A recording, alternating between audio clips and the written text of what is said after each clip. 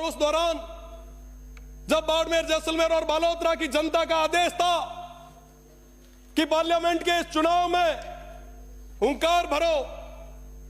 इन 22 लाख लोगों का नेतृत्व करो, इनका आशीर्वाद तुम्हारे साथ है,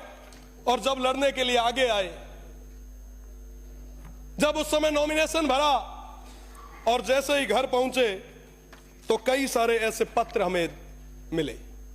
इन पत्रों में क्या है कि साहब इनकम टैक्स का डिपार्टमेंट का ये लेटर आया है, 4-5 और भी डिपार्टमेंट्स के लेटर आए। मैं निश्चित रूप से पूरी जिम्मेदारी के साथ कह सकता हूं, हमारे प्रदेश के मुखिया जी और तमाम लोगों को इस चीज का पता भी नहीं होगा कि ऐसी चीजें हुई है, पर जो पीछे बैठे हुए लोग हैं वो ऐसे षड्यंत्र रचते हैं जिससे कि सरकार की एक बुरी इमेज, एक गलत छवि कहीं ना कहीं बने। तो मेरा तो निवेदन है, यहां पे संसदीय कार्य मंत्री जी भी विराजे हैं, माननीय मंत्री जी भी विराजे हैं, कि ऐसी छवि नहीं बननी चाहिए। इन चीजों पे हमें विचार करना होगा और निश्चित रूप से लोकतंत्र के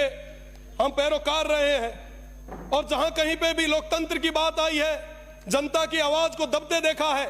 तो हमने मजबूती के साथ उनकी आवाज को मजबूत किया है। पर कहते हुए बड़ा दुख होता है कि इस सदस्य पर, जो आप सभी से उम्र में छोटा है, एमपी चुनाव के बाद एक साथ 3-3 मुकदमे दर्ज किए जाते हैं। मुझे लगता है इस पे भी आपको गौर करने की जरूरत है। और हम लोग जब जनता की आवाज को आगे तक नहीं रखेंगे तो उस जनता की आवाज को आगे तक रखेगा कौन? आज उस जनता ने, उस देवतुल्य जनता ने हम सभी को बहुत सारा प्यार और आशीर्वाद देके यहां पर बिठाया है, और इसलिए ताकि हमारे दुख और दर्द को प्रदेश की सरकार के सामने मजबूती के साथ रख सके। और जब यहां पे उस दुख और दर्द को रखा जाता है तो कई सारे जो पीछे बैठे हुए लोग हैं, मैं कह सकता हूं, बड़े दावे के साथ कह सकता हूं, हमारे जो नेता हैं, हमारे जो लोग हैं, उनको इस चीज की अभी तक पता ही नहीं होगा, उनको भनक तक लगने नहीं दी होगी, और पीछे बैठे हुए कुछ लोगों के द्वारा षड्यंत्र और साजिशों के द्वारा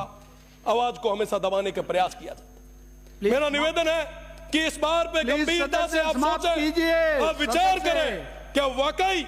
हम लोकतंत्र को मजबूत कर रहे हैं? निश्चित रूप से लोकतंत्र को मजबूत करने के लिए छात्र संघ जैसे चुनाव भी होने चाहिए ताकि हमारी नई पीढ़ी भी आगे आए। मैं पुनः सभापति महोदय को बहुत बहुत धन्यवाद देता हूं और निवेदन